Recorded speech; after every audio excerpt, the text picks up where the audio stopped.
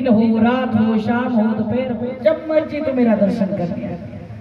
नारद को इतनी बड़ी कृपा भगवान ने दी। नारद जी कहते व्यास जी, जब इतनी कृपा होगी कि जब चाहे भगवान का दर्शन कर लूं, तो एक दिन मेरा मन किया क्यों ना भगवान के सामने बैठकर भगवान का सत्संग करूं। मैं चला गया वैकुंठ लोक में, भगवान बैठे थे नागशैया पर, लक्ष्मी जी चरण दबा रही थी। मैंने कहा हे गोविंद, मेरा मन है कि मैं आप मेरे सामने बैठे हों और मैं आपका सत्संग करूं। भगवान कहते जैसी तुम्हारी इच्छा, भक्त की इच्छा है, जैसी तुम्हारी इच्छा। तो आज पास में लक्ष्मी जी बैठी। लक्ष्मी ने कहा हे नारद, अगर तू गाएगा तो मैं भी अपनी वीणा बजाऊंगा, दोनों मिलकर भगवान को मनाएं। कहा जैसी माँ आपकी इच्छा। लक्ष्मी वीणा बजाने लगी, नारद गाने लगे, ओ श्रीमन नारायण नारायण नारायण, श्रीमन नारायण नारायण नारायण, श्रीमन नारायण नारायण नारायण, श्रीमन नारायण नारायण नारायण, श्रीमन नारायण नारायण नारायण, नारायण नारायण नारायण, लक्ष्मी नारायण नारायण नारायण, लक्ष्मी नारायण नारायण नारायण, ओ श्रीमन नारायण नारायण नारायण, श्रीमन नारायण नारायण नारायण।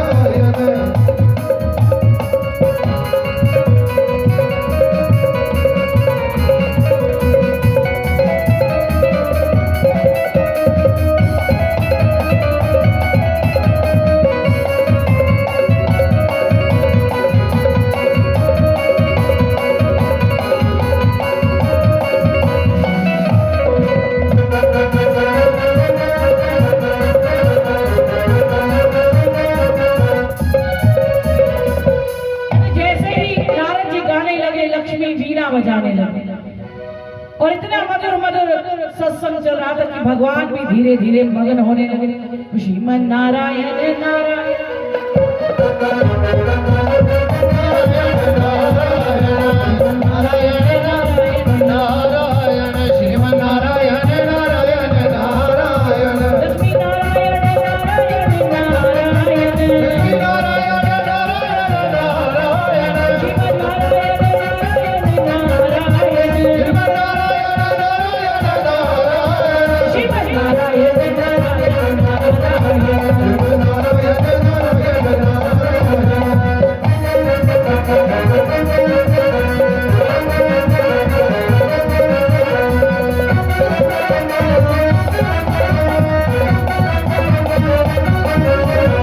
नारद गा रहे हैं, लक्ष्मी जी बजा रही है, इतना मधुर सत्संग चल रहा है कि नारद के मन में हुआ कि लक्ष्मी के हाथ में जो वीणा है, काश ये वीणा भी मेरी होती, मैं ही गाता, मैं ही बजाता। और जब भगवान प्रसन्न हो जाते, मुझसे कहते मांग तुझे क्या चाहिए, तो जो कुछ मिलता मुझे अकेले कोई। लेकिन अब जो कुछ मिलेगा आगा लक्ष्मी जी को भी देना पड़ेगा।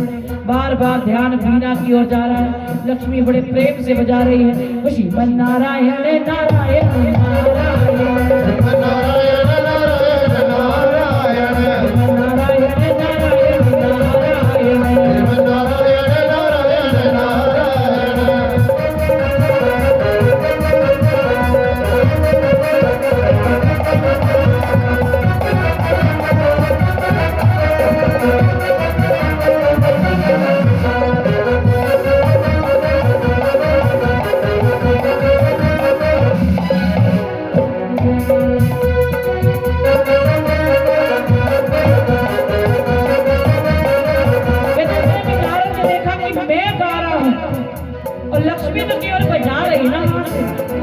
गाने वाले का जोर ज्यादा लगता है, बजाने वाले का लगता है। गाने वाले का जोर ज्यादा लगता है कि हाथ से बजाने वाले का लगता है? गाने वाले का ज्यादा लगता है। बजाने वाला तो हाथ से बजा रहा है, गाने वाला तो अपना कंठ से गा रहा है। तो नारद को हुआ काश ये वीणा भी मेरी होती, मैं ही बजाता, मैं ही गाता। इतने में भगवान उसके सत्संग से प्रसन्न हो गए, उठकर नाचने लगे। जब नाचने लगे तो नारद का मन और में पड़ गया, यार जो कुछ मिले मुझे मिले, भगवान मेरे सत्संग से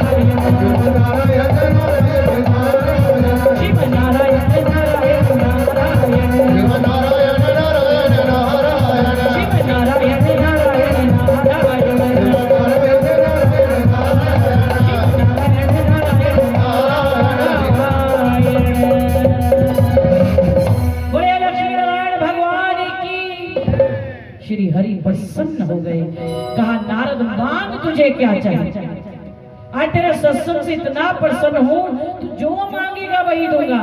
नारद ने कहा सच में प्रभु वही दोगे जो मांगूंगा। भगवान कहते मांग तो सही, तो सिर्फ त्रिलोकी भी मांग लेना, आज वो भी दे डाले, मांग तुझे क्या चाहिए। तो नारद ने कहा प्रभु मुझे त्रिलोकी नहीं चाहिए, जैसी वीणा लक्ष्मी जी बजा रही है ना, मुझे भी ऐसी वीणा चाहिए।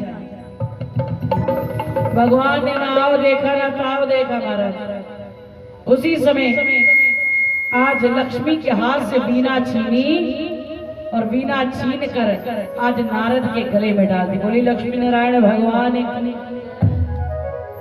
लक्ष्मी की वीणा नारद के गले में डाल दी। लक्ष्मी लाल लाल नेत्रों से भगवान को देखने लगी, प्रभु मेरी वीणा मुझसे पूछा भी नहीं, उठाकर नारद को दे दी।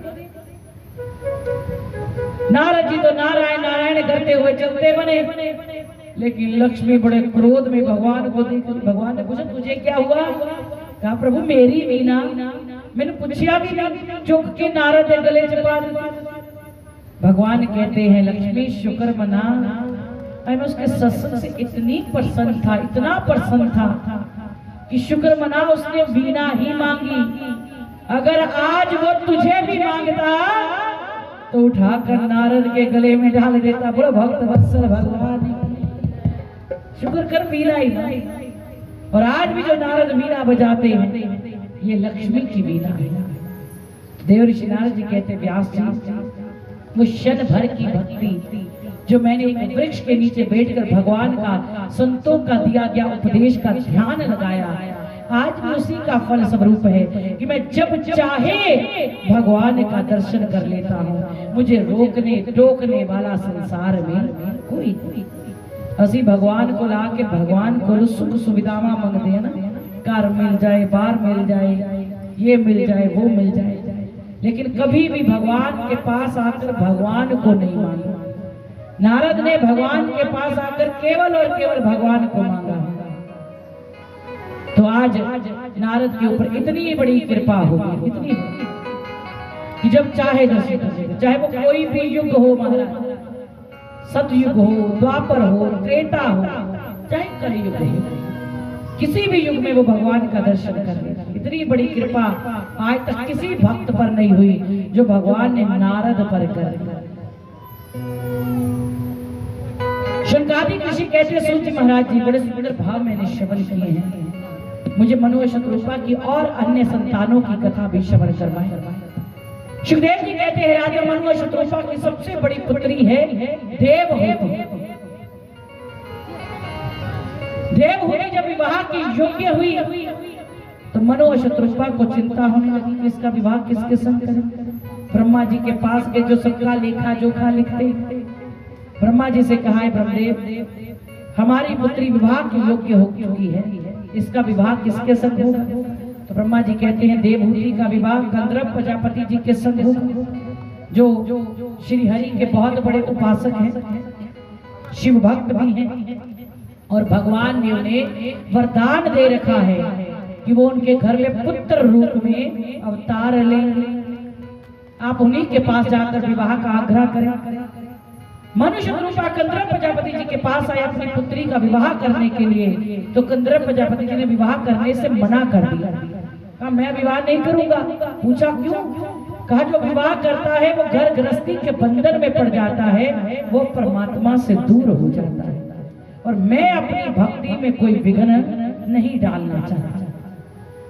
ब्रह्मा जी को प्रकट होना पड़ा। ब्रह्मा जी ने कहा गंधर्व प्रजापति जी आपको तो साक्षात्कार भगवान का वरदान है कि भगवान आपके घर में पुत्र रूप में अवतरित होंगे, तो जब आपका विवाह ही नहीं होगा तो भगवान का अवतार कैसे होगा? तब उन्हें आभास हुआ कि भगवान ने भी अवतार लेना है, लेकिन जिसके संग विवाह करना था देवहूति के आगे एक शर्त रख दी कि देवहूति विवाह के बाद मेरे घर में जब पहली संतान हो जाएगी तो मैं तेरा त्याग कर दूंगा। देवहूति ने देखा इतने बड़े तपस्वी मेरे पति बनने जा रहे हैं, अगर ये मेरा त्याग करेंगे, भगवान का भजन करेंगे तो मैं भी भजन कर लूंगा। एक बच्चा का जन्म देकर उसका लालन पालन कर मैं भी गृहस्थी के जीवन को छोड़कर सन्यासी जीवन में जी लूं। इतने बड़े संत मेरे पति बनने जा रहे हैं। शर्त मान ली। समय के साथ साथ जब दोनों का विवाह हो गया तो समय के साथ साथ इनके घर में एक एक कर 9 कन्याओं ने जन्म लिया। ये 9 कन्याएं कोई और नहीं थी, ये साक्षात 9 प्रकार की भक्ति ने इनके घर में जन्म लिया। गंधर्व प्रजापति जी को एक दिन याद आया कि मैंने अपनी पत्नी से क्या कहा था, मेरे घर से पहली संतान होगी, चाहे धी चाहे पुत्र, मैं गृहस्थी छोड़कर भगवान का भजन करूंगा। लेकिन गृहस्थी का बंधन कितना जकड़ीला है, बंदा चाह के भी इन्हें छाड़ नहीं पाई। एक एक करके 9 पुत्रियां मेरे घर में जन्म ली। आए देवहूति से कहते, देवहूति मैं तेरा त्याग करना चाहता हूँ, मैं भजन में लीन होना चाहता हूँ। देवहूति ने कहा, पतिदेव याद करिए अपनी शर्त की क्या सी, एक पुत्र होएगा तो मैं गृहस्थी छाड़कर भगवान का भजन करा। लेकिन उन मेरे का 9 तियां हो गया, 9 बेटियों के लिए उचित वर ढूंढना, उनका लालन पालन करना, विवाह करना, वो मेरे अकेले के बस की बात नहीं। अब जब तक मेरी 9 की 9 पुत्रियों का विवाह नहीं हो जाता, आप मेरा त्याग नहीं कर सकते। तब उन्हें याद आया कि जब भगवान का अवतार नहीं हुआ, भगवान ने कहा मैं पुत्र रूप में आऊंगा। तो समय के साथ साथ 10वें बालक के रूप में देवहूति की गर्भ से भगवान का अवतार हुआ, जिसका नाम रखा गया कपिल मुनि महाराज जी। बोली कपिल मुनि महाराज की। ये भी 24 अवतारों में भगवान का एक अवतार है, कपिल मुनि महाराज। कपिल मुनि महाराज जी का अवतार हुआ, जिन्होंने 5 वर्ष की आयु में अपने पिता को भगवत ज्ञान दिया है और भगवत ज्ञान देकर उन्हें वन का रास्ता दिखाया है। लेकिन माँ को ज्ञान नहीं दिया। क्यों? क्योंकि माँ की जो आसक्ति है ना, वो संसार से बड़ी ज्यादा जुड़ी हुई है। वो धर्म कर्म तो करती है, लेकिन संसार के संग भी अधिक जुड़ी होती है। तो कपिल मुनि महाराज जी कहते, जब तक मेरी माँ मुझसे स्वयं ज्ञान नहीं मांगेगी, तब तक मैं इसे ज्ञान नहीं दूं। तो समय के साथ साथ आज कपिल मुनि महाराज जी जब बड़े हुए तो एक दिन माँ ने कहा, बेटा जो ज्ञान तुमने अपने पिता को दिया, वो अपनी माँ को भगवत ज्ञान क्यों नहीं दिया? कहा, माँ कभी तुमने ज्ञान मांगा ही नहीं, तो मैं तुम्हें ज्ञान कहाँ से दे सकूं? कहा, बेटा मुझे भी भगवत ज्ञान प्राप्त करना है, मेरे ऊपर भी कृपा करो। तो आज कपिल मुनि महाराज जी कहते हैं कि माँ अगर तुम्हें ज्ञान चाहिए ना, तो जाओ पहले जाकर संतों का संग करो। जब संतों का संग करेगी तो तुम्हें सत्संग प्राप्त होगा। जब तुम सत्संग में जाओगी तो सत्यम परम धीमहि, तुम्हें परम पिता परमात्मा की भी प्राप्ति हो जाएगी। देवहूति ने धीरे धीरे संतों का संग किया, संतों का संग करते हुए सत्संग की ओर गई और धीरे धीरे गृहस्थी का बंधन छूटता गया और भगवान के भजन में लीन हुई। जब कोई नहीं आता घनश्याम आते हैं, वो मेरे दुख के दिनों में वो बड़े काम आते हैं।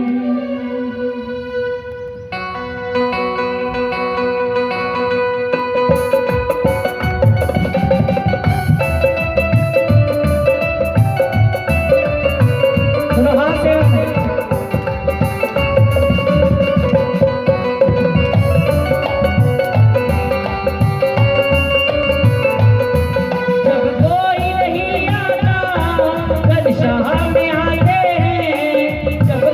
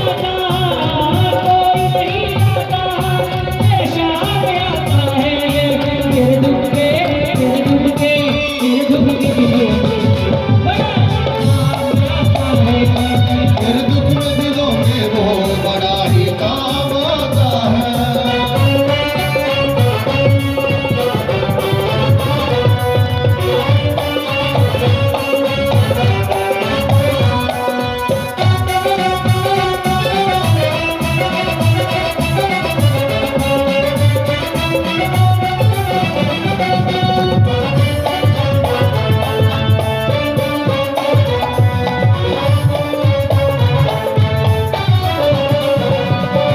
याद करे उसको वो उसका हो जाए, कोई याद करे उसको वो उसका हो जाए, कोई प्यार करे उससे वो उसका हो जाए, कोई प्यार करे उससे वो उसका हो जाए, वो बिन बोले मुझको पहचान जाता है। मेरे दुख के दिलों में बड़ा काम आता है।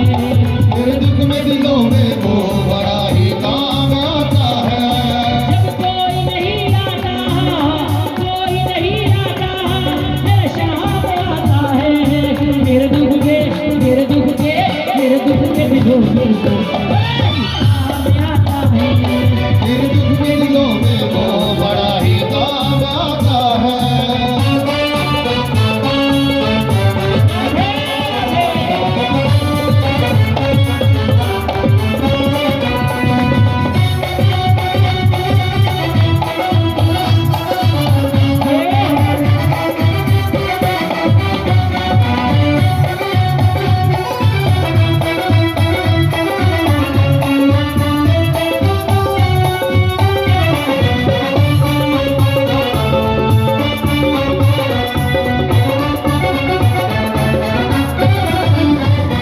ये इतना बड़ा होकर दुखियों से प्यार करे, ये इतना बड़ा होकर दुखियों से प्यार करे, चाहे छोटे हो या बड़े सबको स्वीकार करे। चाहे छोटे हो या बड़े सबको स्वीकार करे। हम भक्तों का कहना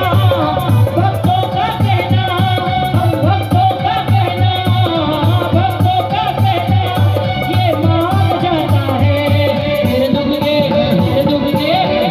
के दिलों में वो बड़ा काम आता है। मेरे दुख के दिलों में वो बड़ा ही काम आता है। जब कोई नहीं आता कल शाम आता है। मेरे दुख के दिलों में बड़ा काम आता है। मेरे दुख के दिलों में वो बड़ा ही काम आता है।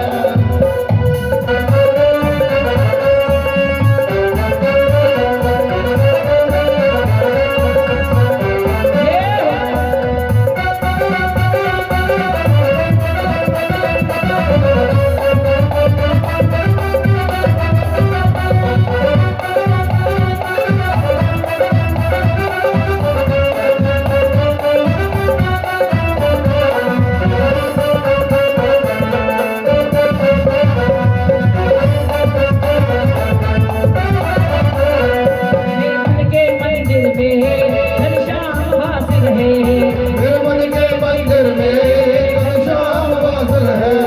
कोई पास रहे न रहे मेरे श्याम वास रहे। कोई पास रहे न रहे मेरा श्याम पास रहे। मेरे व्याकुल से मन को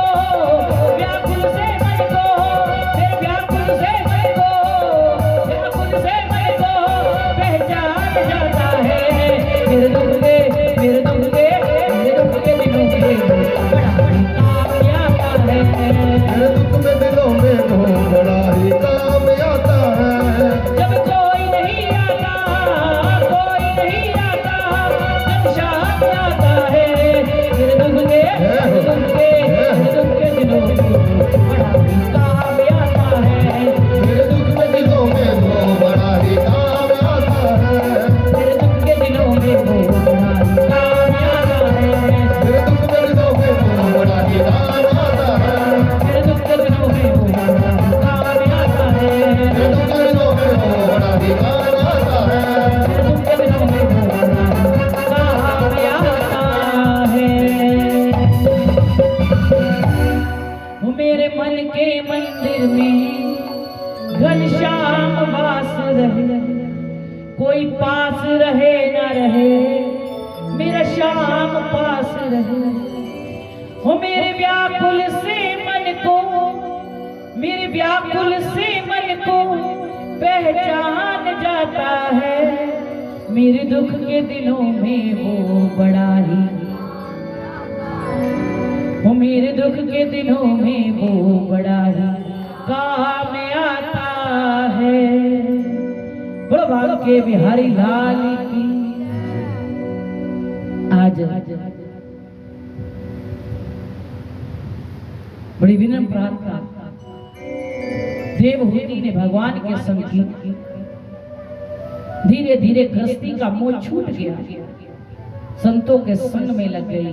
प्रथम भक्ति कर संतन कर संगा, और द्वितीय भक्ति सुन कथा प्रसंग। नवदा भक्ति में पहली दो भक्ति ही यही है, संतों का संग करना और उनके सानिध्य में रहकर कथाएं श्रवण करना। तो आनंद ही आनंद ही आनंद है। संतों के संग यात्रा करना, संतों के सानिध्य में कुछ भाव श्रवण करना, उसका आनंद ही अलग है। जिसे सचमुच सतगुरु से प्रेम हो, वो तो एक झलक पाने के लिए भी तरसता रहता है, जिसे प्रेम हो जाए। संत की संगति में आके ही जीव का जीवन परिवर्तन हो जाता है। अगर तुझे गुरु दीक्षा ली है जीवन वैसे तो यहाँ तो 90% लोगों ने ली होगी, लेकिन दीक्षा लेकर भी अगर आपको दीक्षा का रंग नहीं चढ़ा तो दीक्षा लेने का कोई फायदा नहीं। अब दीक्षा का रंग कैसे चढ़ता है महाराज? जे तुसी दीक्षा ले रही है तो उसका रंग नहीं तन चढ़ रहा। जैसे गुरुदेव मस्तक तिलक लगाते हैं, आप भी लगाना शुरू करें। जैसे गुरुदेव गले में कंठी पहनते हैं, आप भी पहनना शुरू करें। धीरे धीरे आपके आर विचार संस्कार अपने गुरु के प्रति वैसे ही बनते जाएंगे, और एक समय ऐसा आ जाता है कृष्ण और उद्धव में अंतर नजर नहीं आता, उसी तरह गुरु और शिष्य में भी अंतर नजर नहीं आता। आपने देखा कभी किसी संत के सानिध्य में रहने वाले वो शिष्य वो वैसे ही वस्त्र पहनते हैं, वैसे ही मस्तक तिलक लगाते। कभी देखना वृंदावन में प्रेमानंद महाराज जी के शिष्य वैसा ही रूप बनाकर रहते हैं, वैसे ही बाल, वैसे ही ढाल। उनका सत्संग सुन सुनकर उन पर भी कृपा हो जाती, उन पर भी रंग चढ़ जाता है। अगर रंग ही नहीं चढ़िया तो फिर दीक्षा का फायदा क्या? अगर आपने गुरु दीक्षा ले रखी है और आपके मस्तक पर तिलक नहीं है ना, तो फिर आप उस गुरु दीक्षा का पालन नहीं कर रहे। हंसी की जाने हंसी ताम से जाने कितने वृंदावन चले जाते, अयोध्या चले जाते, काशी चले जाते। वो तो निक्के निक्के न्याणे मत्थे से टिक्के ला रहे, असि कहने साडे भी ला दे, मस्तक पर तिलक लगाने लगे। वो किस धर्म का है, किस स्थान का है, किस मजहब का हमें नहीं पता, लेकिन भेड़ चाले ना 10 रुपए देने और तिलक लगाना। तिलक लगाने का हक केवल और केवल गुरु को होता है। आप जिससे भी एक बार तिलक लगवा लेते हो उससे आप दीक्षित हो जाते हैं। इसलिए राह चलते कभी भी किसी भी बच्चे से या किसी महिला से, किसी व्यक्ति से मस्तक पर तिलक नहीं लगवाना चाहिए। जब आप दीक्षा लेते हैं तो आपके गुरु भी आपके मस्तक पर तिलक करते हैं, और उसके बाद दूसरा हक आपको स्वयं है। तीसरा व्यक्ति आपके मस्तक पर तिलक नहीं लगाएगा। जहाँ कोई संत पदवी में है वो आपके मस्तक पर तिलक कर सकता है, वरना आते जाते एरे गहरे व्यक्ति से मस्तक पर तिलक नहीं लगवाना चाहिए। और अगर आप दीक्षित हैं और आप तिलक नहीं लगाते हैं तो आप दीक्षा लेने का फायदा ही क्या? आप गले में कंठी नहीं पहनते हैं, महाराज ये तो चुभदी बड़ी है, ये पाई नहीं जाती। कहते जेड़े के गले च कंठी हुंदी है ना, उनका घर बैठे गंगा स्नान हो जाता। जितनी बार नहाओगे तुलसी की कंठी पहनकर घर बैठे गंगा स्नान। जब कंठी गले में और हमारे प्राण निकलेंगे तो सीधा व्यक्ति वैकुंठ लोक जाता है। इतनी महिमा इस कंठी की है, इसलिए गले में तुलसी, मस्तक चंदन तिलक। सुबह जब उठते हो तो मंदिर में एक छोटी सा तिलक लगाने में कुछ नहीं जाता, उससे आपकी भी सुंदरता बढ़ती है और आपका एक संबंध भगवान के संग जुड़ जाता है। जब हम किसी के मस्तक पर तिलक देखते हैं तो क्या मन में भाव आता है, जरूर मंदिर होके आया होगा, जरूर मंदिर से मत्था टेका होगा, इसलिए इसके मस्तक पर तिलक है। इसका एक संबंध सीधे भगवान से जुड़ जाता है, भगवान के रिश्तेदार बन जाता है जो रोज मस्तक तिलक लगाता है। तो तिलक लगाने में संकोच नहीं, हर सनातनी को लगाना चाहिए। आपने कभी किसी और मजहब वाले को देखा वो अपनी कभी टोपी नहीं सिर तो कभी भी देख, लेकिन हमारे सामने को तिलक, जिन्हें कट्ठी, हाथ में मोली बांधने में भी शर्म आती है। कल से एक बड़ी न्यूज फैली जा रही है, एक चश्मे की कंपनी है हमारा लेस्कार्ट, शायद उसका नाम लेस्कार्ट, हिंदुओं के पैसों का खाता है, हिंदू ही उसके चश्मों को खरीदते हैं। और उसने अपनी कंपनी में क्या कहा कि किसी के हाथ च मोली नहीं होनी चाहिए, किसी की मांग च सिंदूर नहीं होना चाहिए, किसी के गले च मंगल सूत्र नहीं होना चाहिए अगर उस कंपनी में काम करना है, नौकरी करनी। पहले तो कहते थे तिलक नहीं लगाना, मोली नहीं बांधनी, अब क्या बोल रही है उसने, मांग में सिंदूर भी नहीं लगाना और गले में मंगल सूत्र भी नहीं पहनना। और सबसे ज्यादा चश्मे उसके हिंदू लोग खरीदते हैं लेस्का। मैं कहती हूँ ऐसी कंपनियों का विरोध करना चाहिए। आज वो आपकी मांग के सिंदूर और मंगल सूत्र पर पड़ गया है, कल आपके धर्म की भी वो धज्जियां उड़ाने शुरू कर। ऐसे व्यक्ति का विरोध करना चाहिए। अभी गर्मी आएगी तो रूह अफ़ज़ा बहुत बिके, बहुत भारी संख्या में रूह अफ़ज़ा बिके। और रूह अफ़ज़ा कंपनी भी एक ऐसी कंपनी है जहां पर किसी भी हिंदू को नौकरी नहीं दी जाती, एक भी हिंदू को वहां नौकरी नहीं दी जाती, सब मुस्लिम लोग काम करते हैं। लेकिन सबसे ज्यादा रूह अफ़ज़ा पीता कौन है? पीता कौन है? हिंदू। अभी जून महीना आएगा तो उसमें निर्जला एकादशी आएगी, तो सबसे ज्यादा शबीले हम उसी की लगाएंगे। कोई भी वस्तु खरीदने से पहले उसके ऊपर पढ़ा करो, अगर उसमें एक शब्द लिखा हो हलाला, उस वस्तु को कभी मत खरीदो, क्योंकि जिस वस्तु के ऊपर हलाला लिखा होगा पहले तो वो वस्तु पवित्र नहीं होगी, वो झूठी होगी, उसमें किसी न किसी मुस्लिम ने थूका होगा और फिर आपको बेचा होगा। हलाला वस्तु कभी भी सच्ची नहीं होती और झूठी होती, क्योंकि उन्होंने मजहब से लिखा है कि ये झूठी करके ही बेचनी है। इसलिए अभी जब रूह अफ़ज़ा में खरीदो तो किसी भी स्वदेशी कंपनी का ले, लेकिन हलाला कंपनी का नहीं। चश्मा भी खरीदे तो आगे से लेस्कार्ट का नहीं खरीदे। जहाँ हिंदुओं का विरोध हो, हमारे धर्म का विरोध हो, हमारे मंगलसूत्रों का विरोध हो, हमारी मांग सिंदूर का विरोध हो, हमारी मोली का विरोध हो, हमारे तिलक का विरोध हो, हमारे जनेऊ का विरोध हो, ऐसे व्यक्ति से क्या वस्तु खरीदना अच्छा है? खुद बताइए, क्या अच्छा है? क्या हमारा धर्म कहता है ऐसे व्यक्ति से वो वस्तु खरीदे? तो ऐसी वस्तुओं का विरोध किया करो महाराज। अपनी सनातनी पद्धति को आगे बढ़ाने के लिए उसी व्यक्ति से चीज खरीदे जो सनातन को प्रमोट करता है, जो सनातन को आगे बढ़ाने के लिए चलता है।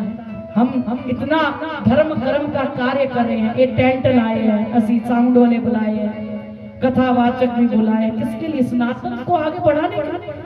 और मुफ्त में कोई कार्य तो होता नहीं, हर चीज पैसे ना लगती है महाराज। और इतना धन खर्च कर भी अगर असी अपने सनातन को आगे बढ़ा रहे हैं तो कुछ विदेशी ताकत सनातन को तोड़ने का प्रयास करे और हमारे ही पैसे से आगे बढ़े, इन लोगों का विरोध बनता है। इसलिए कुछ चीजें ऐसी होती हैं, कार भी कभी कोई पैकेट खरीदो तो जिस पर हलाला लिखा वो पैकेट आगे से कभी मत घर पे लाओ, क्योंकि वही चीज असी भगवान को भोग भी लाने, घर च भोग लाते ना, पहले रोटी बनाते फिर भोग लगाते। तो जिस चीज से बंदे ने थुकिया है वो वस्तु का भोग तुसी भगवान को ला सकते हो?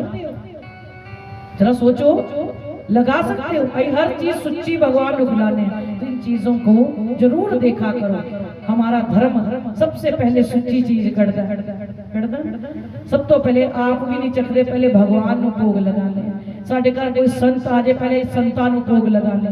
लेकिन हर चीज जब थूक के बेचीज गई होए तो हमें भी वह पाप के अगधारी बन जाते हैं, समझ के भी जो ऐसे ना समझे। तो बड़ा विरोध कल से चल रहा है। कल काफी संतों ने भी इस बात को लेकर बैठ के भी की है। मेरा भी बनता था कि आपको थोड़ा जागरूक करूं कि इन कंपनियों से कभी कोई ऐसी चीज ना खरीदे जहां पर हमारे मंगलसूत्र, हमारा संदूर, हमारा जनेऊ, हमारी मोली, हमारी तिलक को आज विरोध किया जाए। हम किसी का विरोध नहीं करते महाराज, सानू जिधर कोई छेड़े असि कभी किसी को कुछ नहीं कहते, लेकिन तुम छेड़ दिया तो हमें मधुमक्खियों का छत्ता बनने में ज्यादा समय नहीं लगेगा। सनातन को जगाने के लिए आए हैं, कथा सुनने आए हैं, तो कथा में ये बातें जरूर याद किया करो कि हम अपने भगवान का नित्य नियम बड़ी स्वच्छता से सवेरे नहा धो के पूजा पाठ करके भगवान को भोग लगाए। लेकिन जिथे ऐसी गंदगी फैली हुई उस चीज का भोग भगवान लगाए तो असि भी पापी बन गए। तो आज देवहूति ने भी घोर तप किया है महाराज, धीरे धीरे गृहस्थी का मोह छोड़ दिया और घोर तप कर कर आज अपने शरीर का त्याग किया।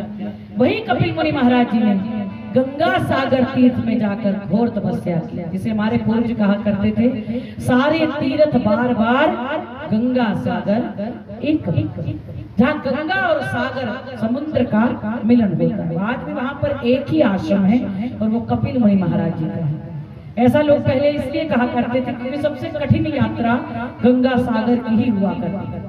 आज भी कोई सौखी नहीं है, क्योंकि आज भी लगभग 8 तो 9 साधन बदले जाते हैं गंगा सागर तीर्थ यात्रा करने। पहले तो ट्रेन से जाओ, फिर आगे बस से जाओ, फिर आगे बोट में जाओ, 400 कोस का समुद्र बोट में पार किया जाता है, फिर आगे बस पड़ी जाती है, फिर ऑटो, फिर रिक्शा, फिर ऑटो, फिर करते करते गंगा सागर तीर्थ पहुंच जाता है।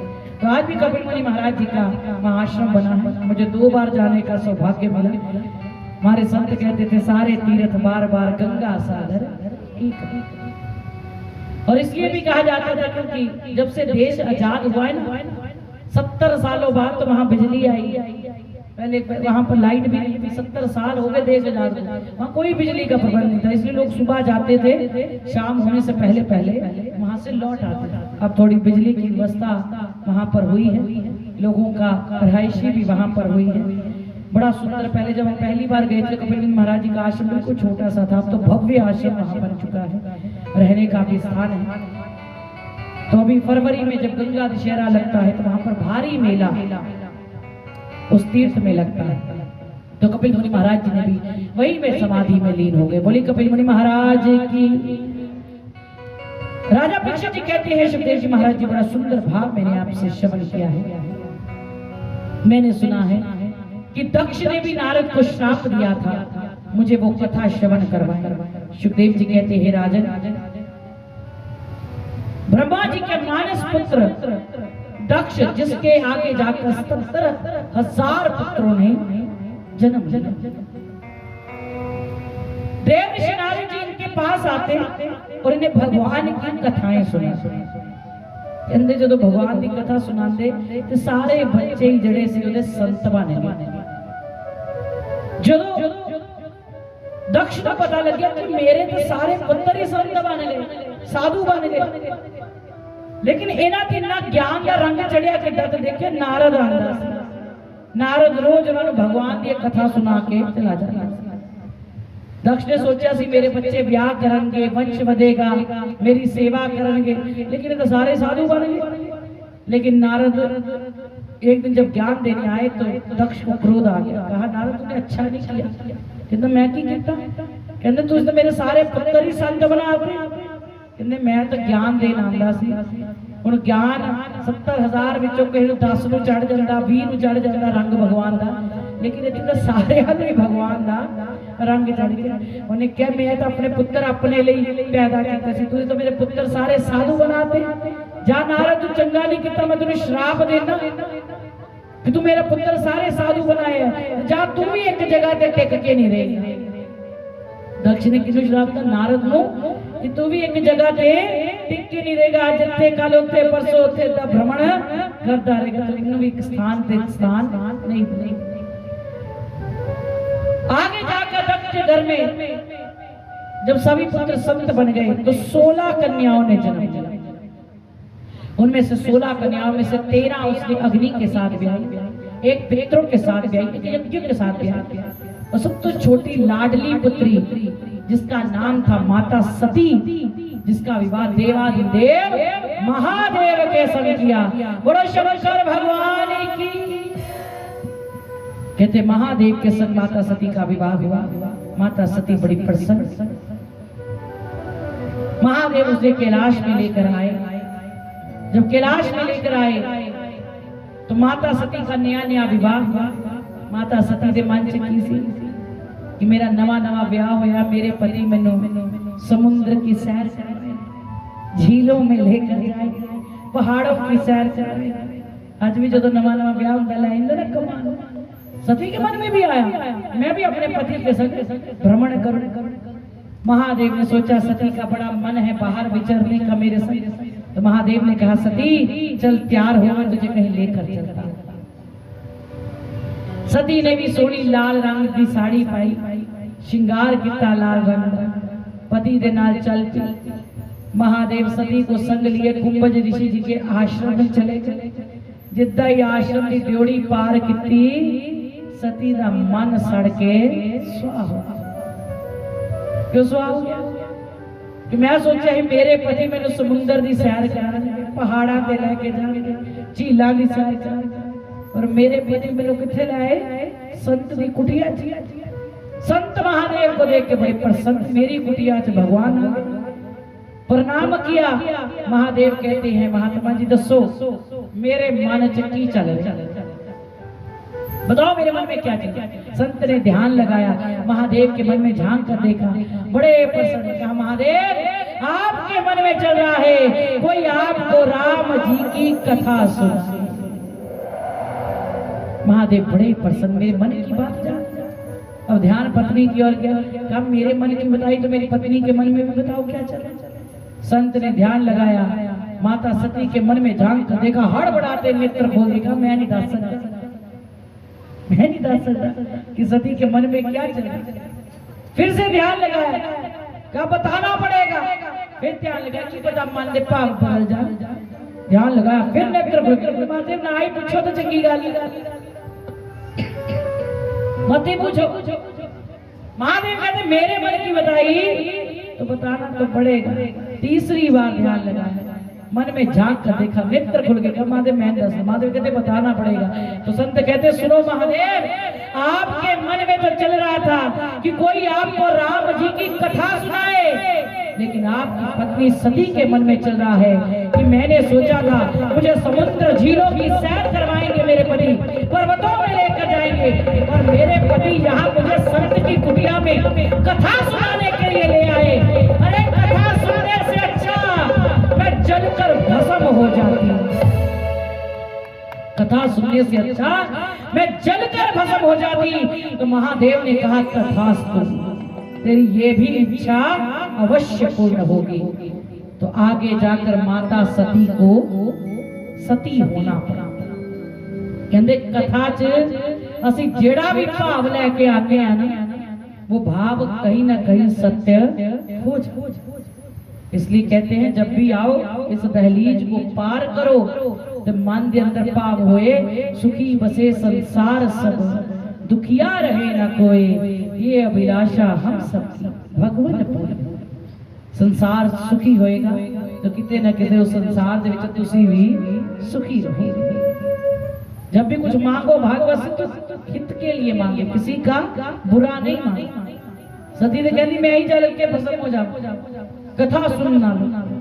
और महादेव ने क्रोध किया, कितने राम कथा में आनंद, और कहां कहते जलकर भस्म हो जाऊं। नारी का मन भटकता ही रहता है, नारी इसीलिए तो सदगति में कम प्राप्त करता।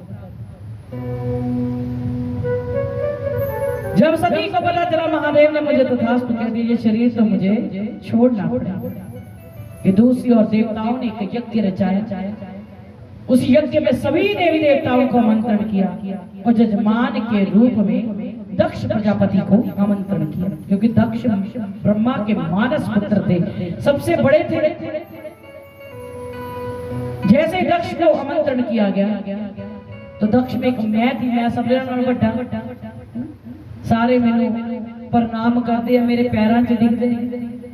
अगर मैं उस यज्ञ में पहले चला गया तो सबकी आओ भक्त करनी पड़ेगी, आइए आइए बैठिए बैठिए, और जब मैं अंत में जाऊंगा तो सब उठकर मुझे प्रणाम करेंगे। तो उस यज्ञ में दक्ष अंत में जाकर पहुंचता है। जब अंत में पहुंचता है तो सभी देवी देवता उसे उठकर प्रणाम करते हैं, लेकिन दो देवता नहीं थे। पहले थे ब्रह्मा जी और दूसरे थे देवाधिदेव महादेव। ब्रह्मा जी इसलिए नहीं उठे क्योंकि ब्रह्मा जी के पुत्र थे दक्ष प्रजापति। दक्ष ने अपने पिता को प्रणाम किया, लेकिन जब आगे बढ़े तो अपना ही जय माता, अपना ही जवाई, आंखें बंद कर राम जी के ध्यान में बैठे थे। देखा कि सबने उठकर प्रणाम किया, लेकिन मेरे जवाई ने मैनू प्रणाम नहीं किया। उसी समय क्रोध में लाल हो गया दक्ष और कहता देखो देखो पिता समान ससुर इसके सामने खड़े हैं और ये उठकर प्रणाम नहीं कर रहा। महादेव फिर भी ध्यान में ली, जब देखा फिर भी उठकर प्रणाम नहीं किया तो दक्ष का क्रोध और बढ़ गया। अरे देखो मैं ही मूर्ख था जिसने अपनी लाडली पुत्री का विवाह इसके संग कर दिया। महादेव फिर भी कुछ नहीं बोले, शांत रहे, आंखें बंद करके ध्यान में बैठे थे। दक्ष ने देखा इसने अब भी मुझे प्रणाम नहीं किया तो दक्ष का क्रोध और बढ़ा और कहा जो बड़ों का आदर सम्मान करने नहीं जानता मैं उसे श्राप देता हूँ कि आज के बाद उसे यज्ञ में कभी कोई हिस्सा ना मिले। जैसे महादेव को श्राप दिया, महादेव के गण भागते हुए आए, कहा दक्ष तेरे भीतर बड़ी मैं छुपी है ना, अरे तुझसे भी कोई बड़ा है तो वो देवाधिदेव महादेव है, वो तुम्हें नहीं बल्कि तुम उन्हें उठकर प्रणाम करो। दक्ष ने कहा मैं उसे कैसे प्रणाम करूं, वो मेरा जयमाता है और जयमाता ससुर को प्रणाम करता है। लेकिन जब आपस में कोई निर्णय हो तो आपस में ही भिड़ने लगे। जैसे उन्होंने श्राप दिया तो भोले बाबा जी के गणों ने श्राप दे दिया, जाओ दक्ष तेरे भीतर बड़ी मैं छुपी है ना, तो जा तेरा सर भी बकरे के समान हो जाए। बड़ा मैं करता फिरता है। कहते मैना क्या कहती है, मैं ना, और बकरा क्या कहता है, मैना ने मैना कहा, मोल हुआ 10-20, बकरे ने मैं कहा, झटकटाया शीश। मैना किसी को कुछ नहीं देती लेकिन अपनी वाणी से सबको अपना बना लेती है, और बकरा जब मैं करता उसका सर काट देता। दक्ष का क्रोध इतना बड़ा हुआ था कि भोलेनाथ जी को अब शब्द बोलने लगा। भोलेनाथ जी का ध्यान टूट गया और बिना कुछ बोले भोलेनाथ जी वहां से चले गए। दक्ष ने देखा इसने तो जाते समय भी मुझे प्रणाम नहीं किया और क्रोध बढ़ गया, और बोले बाबा जी से बदला लेने के लिए मन में अग्नि जलने लगी। कहते 4 लोग ऐसे होते हैं जिन लोगों से कभी भी पैर स्पर्श नहीं करवाने चाहिए, कभी भी पैर नहीं छुआने चाहिए। पहला है ब्राह्मण, ब्राह्मण के हाथ से कभी भी पैर स्पर्श नहीं करवाना चाहिए। दूसरी है घर की बेटी, घर दीदी को भी पैर स्पर्श नहीं करवाना चाहिए। तीसरा है घर दा जवाई, जवाई को भी पैर स्पर्श नहीं करवाने चाहिए। लेकिन इतने जवाई आंदे ही सस दे पैरी पैंदा कहते जवाई को भी पैर स्पर्श नहीं करवाने चाहिए। जब माताएं कन्यादान करती है ना तो जवाई दे पैरी पैंदी, क्योंकि वो आपका दान लेकर जा रहा है और सारी जिंदगी जवाई को पैरी पौंदी रहती है। आपके एक बारी जवाई पैर स्पर्श करे तो पुण्य नष्ट हो जाता है। भोलेनाथ ने भी इसीलिए दक्ष के चरण स्पर्श नहीं किए थे, लेकिन दक्ष कहता था मेरे चरण स्पर्श कर, इसलिए जवाई को कभी पैर स्पर्श नहीं करवाना चाहिए। अंतिम है घर दा दोतरा, दोतरे के कोलों भी कभी पैर स्पर्श नहीं करवाने चाहिए। 100 ब्राह्मण और एक दोत्र। 100 ब्राह्मण ਨੂੰ ਰੋਟੀ ਖਿਲਾਣੀ ਤੇ ਇੱਕ ਦੋਤਰੇ ਨੂੰ ਰੋਟੀ ਖਿਲਾਣੀ, ਇੱਕ ਸਮਾਨ ਸਮਝੇ। ਪਹਿਲਾ ਹੱਕ ਹੁੰਦਾ ਹੈ ਅਗਨੀ ਦੇਣ ਦਾ, ਪੁੱਤਰ ਦਾ। ਜਦੋਂ ਅਸੀਂ ਮਰ ਜਾਣਾ ਹੈ ਤੇ ਪਹਿਲਾ ਹੱਕ ਕਿਹਨੂੰ ਮਿਲਣਾ?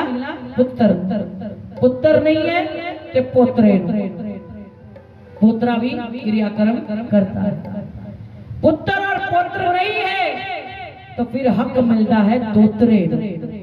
जो क्रियाक्रम पुत्र कर सकता है, पुत्र कर सकता है, वो क्रियाक्रम फिर आगे जाके दोत्रा भी कर सकता है। आज भी 3 स्थानों पर क्रियाक्रम किया जाता है। पहला स्थान है हरिद्वार जो हमारे पास पड़ता है। दूसरा स्थान है बद्रीनाथ और तीसरा स्थान है गया जी। 3 स्थानों पर ही क्रियाक्रम होता है, चौथे स्थान क्रियाक्रम नहीं माना जाता। आजकल लोग की तो जिथे जी करता उथे ही अस्थियां बर्बाद होती, जहां मन करता वहीं पर क्रियाक्रम कर देते हैं, लेकिन ऐसा नहीं है। पहला स्थान है हरिद्वार जो भगवान का मुख माना गया। दूसरा स्थान है बद्रीनाथ जो भगवान का धड़ माना गया, और तीसरा स्थान है गया जी जो भगवान के चरण माना। कहते जिन्ना स्थान कितने भी जाकर अपने पूजा का क्रियाक्रम करा हो उन्होंने मोक्ष मिल जाए, और जो इन तीनों स्थानों पर कराते हैं वो तो पूर्ण मोक्ष को प्राप्त होता है।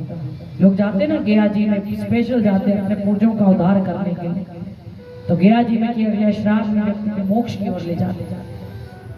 तो इन 4 व्यक्तियों से कभी चरण स्पर्श नहीं करवाना चाहिए। दक्ष ने देखा कि जाते समय भी मेरे जमाता ने मुझे प्रणाम नहीं किया। उसी समय कुछ ही दिनों बाद अपने घर में बृहस्पति यज्ञ का आयोजन किया, सभी देवी देवताओं को आमंत्रण किया, लेकिन ना तो अपने जयमाता को बुलाया और ना ही अपनी लाडली पुत्री सती को आमंत्रण किया। सबको आमंत्रण किया लेकिन सती को नहीं बुलाया। देवता भी सुंदर सुंदर हार श्रृंगार पहनकर आज कैलाश मार्ग की ओर से जा रहे हैं कि दक्ष ने यज्ञ रचाया है, सभी दक्ष के यज्ञ में हिस्सा लेने जा रहे हैं। लेकिन ये बात कहीं चलते चलते सती के कानों में पड़ गई कि मेरे पिता ने यज्ञ रचाया है। भागती हुई महादेव के पास आई और कहती है, महादेव मेरे पिता ने यज्ञ रचाया है, मुझे भी उस यज्ञ में जाना है। महादेव कहते सती हमें तो बुलाया ही नहीं, जब बुलाया ही नहीं तो जाएंगे कैसे? सती ने कहा, महादेव हम 16 बहनें हैं। कितनी? 16। एक एक को बुलाते बुलाते एक आदि का घर तो छूट ही जाता है। महादेव कहते सती एक बात जीवन में हमेशा याद रखना, एक माता पिता की अगर आप जन्मी 100 संतानें भी हो ना तो वो रिश्तेदारों का घर तो भूल सकते हैं, लेकिन आप जन्मी संतान का घर कभी नहीं भूल सकते। तुम तो मात्र 16 बहन। सती ने कहा, महादेव फिर क्या हुआ? अगर पिता ने नहीं बुलाया, आप मेरे साथ चलिए, आपके नाम का आसन लगा होगा, आपके नाम की आहुति पड़ेगी। जाते समय मेरे पिताजी बहुत सारे उपहार आपको भेंट करेंगे। इसे लालच दे रही है महादेव, जिन्होंने कभी भी अपने पास कभी कुछ रखा ही नहीं, सब भक्तों में ही बांट दिया। एक लोटा जल और सारी समस्या का हल। एक लोटा जल चढ़ाने से महादेव जो प्रसन्न हो जाए, भक्तों के बड़े बड़े भंडार भर दे। कभी अपने पास कभी कुछ नहीं रखा, वो माता सती महादेव को लालच दिया। भोलानाथ जी कहते सती 3 स्थान ऐसे होते हैं जहां किसी की आज्ञा या अनुमति की आवश्यकता नहीं होती, तुम्हारा मन करे तो चले जाओ। पहला स्थान है भगवान का मंदिर, जहां किसी की आज्ञा या अनुमति की आवश्यकता नहीं है, तुम्हारा मन करे चले जाओ। दूसरा स्थान है गुरु का घर, गुरु के दर भी जाने के लिए किसी की आज्ञा या अनुमति की आवश्यकता नहीं होती, तुम्हारा मन करे चले चले। तीसरा स्थान है माता पिता का घर, माता पिता के घर भी जाने के लिए किसी की आज्ञा या अनुमति की आवश्यकता नहीं। लेकिन सती इन 3 स्थानों में एक स्थान ऐसा है जहां कोई उत्सव मना रहा है और हम हमें जानबूझकर नहीं बुलाया गया, सती वहां कभी नहीं जाना चाहिए। वो स्थान भी माता पिता का ही घर है, क्योंकि विवाह के बाद बेटी का घर उसका ससुराल भी होता है। और ससुराल में आमंत्रण पत्र ना आए तो सती ससुराल वालों की शोभा कम होती है। सती ने कहा, महादेव आप जाएं चाहे ना जाएं, वो मेरे पिता का घर है और मैं अपने पिता के घर में अवश्य जाऊं। बिना आज्ञा बिना अनुमति के सती चल पड़ी। भोलेनाथ जी ने अपने 2 गण भी उसके साथ भेज दिए। सती जैसे ही आज अपने पिता के घर में पहुंची, पहली डोरी को पार किया, पिता ने देखा सती आई है, मैंने तुझे बुलाया भी नहीं, फिर बुलाए चली आई है। मुंह फेर लिया, अपने पति की बात याद आई कि मुझे जानबूझकर नहीं बुलाया गया। सती ने दूसरी डोरी पार की, माँ ने देखा मेरी पुत्री बड़ी दूर से चलकर आई है, गंगा जल की धार लाई, लेकिन सती ने उसे भी धरती पर पटक दिया।